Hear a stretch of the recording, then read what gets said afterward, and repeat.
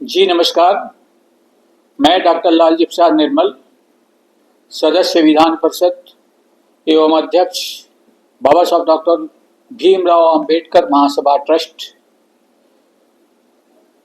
आपको अवगत हैं आप कि आगामी 14 अप्रैल को बाबा साहब डॉक्टर अंबेडकर का जन्म दिवस समारोह न केवल अपने देश में बल्कि पूरी दुनिया में आयोजित किया जा रहा है, जिसके तारतम्य में उत्तर प्रदेश में भी हमारा मुख्य आयोजन उत्तर प्रदेश की विधानसभा के सामने बाबा साहब डॉक्टर अंबेडकर महासभा परिसर, जहां बाबा साहब डॉक्टर अंबेडकर की पवित्र अस्थियां रखी हुई हैं, वहां पर अपराह्न 14 अप्रैल को 2 बजे से आयोजित किया जा रहा है।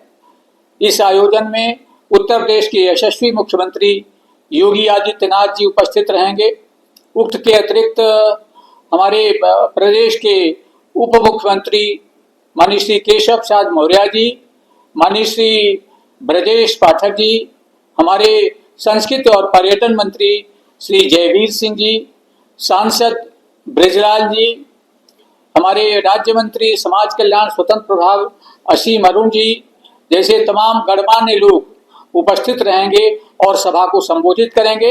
आपसे अनुरोध है कि इस समारोह का में प्रतिभाग करें और बाबा साहब डॉक्टर अंबेडकर के जन्म दिवस समारोह पर मैं आपको इसी के साथ बहुत बहुत बधाई देता हूं। डॉक्टर भीमराव अंबेडकर महासभा ट्रस्ट के चेयरमैन के रूप में आपका अनुभव कैसा रहा? किन चुनौतियों ने आपकी सोच को आकार दिया?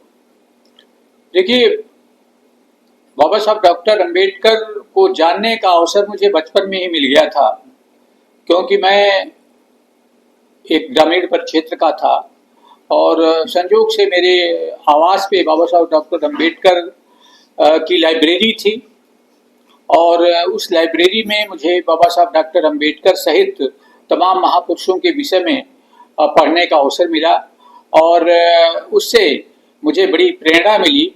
खासकर से एक विषय ने मुझे बहुत दलित एक्टिविज्म की ओर आकर्षित किया और वह विषय यह था कि हमारे यहाँ पहले शादी विवाह में जमीन पर बैठ करके पत्तल पे लोग खाना खाया करते थे, पंगत लगती थी।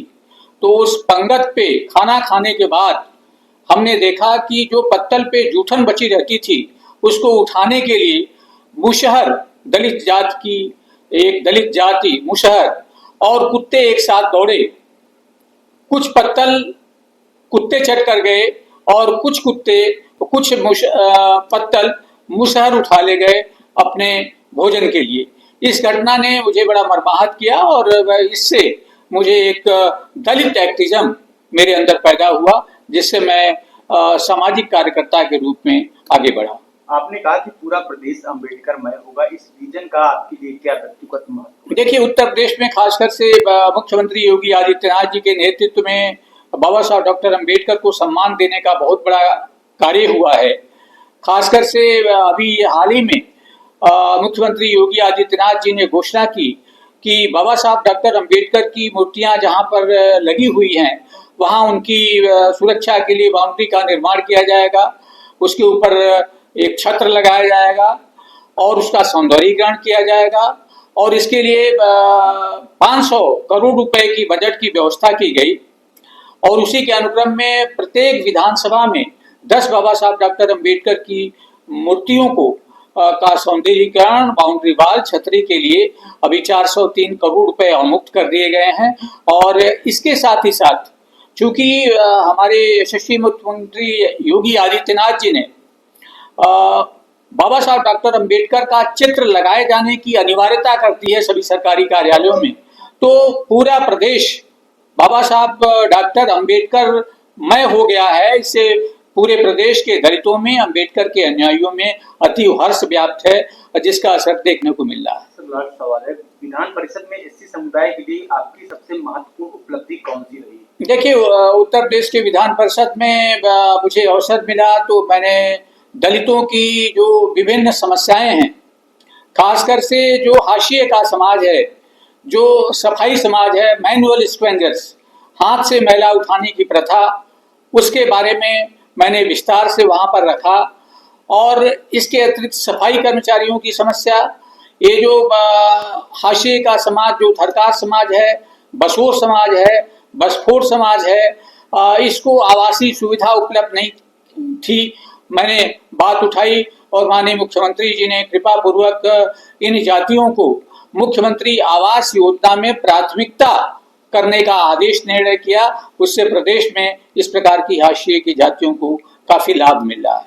भविष्य में महासभा को एक सशक्त केंद्र के रूप में विकसित करने की आपकी क्या रणनीति है? देखिए, अब तो मुख्यमंत्री योगी आदित्यनाथ जी ने एक बड़ा निर्णय लिया है कि बाबा साहब डॉक्टर अंबेडकर की जो अस्थियां अंबेडकर महासभा में रखी हुई हैं, वहां उसके लिए एक भव्य स्मारक बनाने का निर्णय लिया है।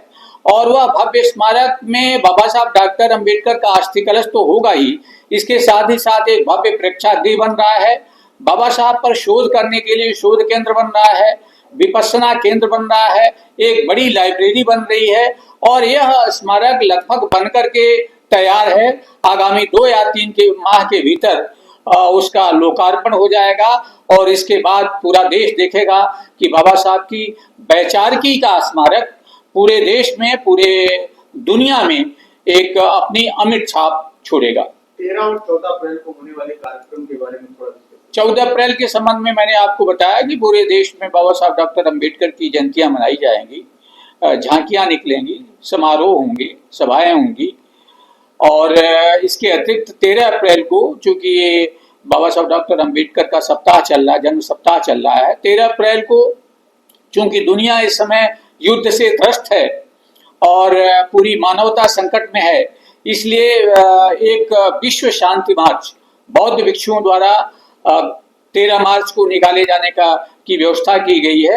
13 मार्च को 10:30 बजे अंबेडकर महासभा परिसर से बौद्ध भिक्षुओं के नेतृत्व में एक मार्च बाबा साहब डॉक्टर अंबेडकर की प्रतिमा तक जाएगा और वहां पर एक प्रार्थना सभा में बदल जाएगा और विश्व शांति के लिए वहां पर कामना की जाएगी।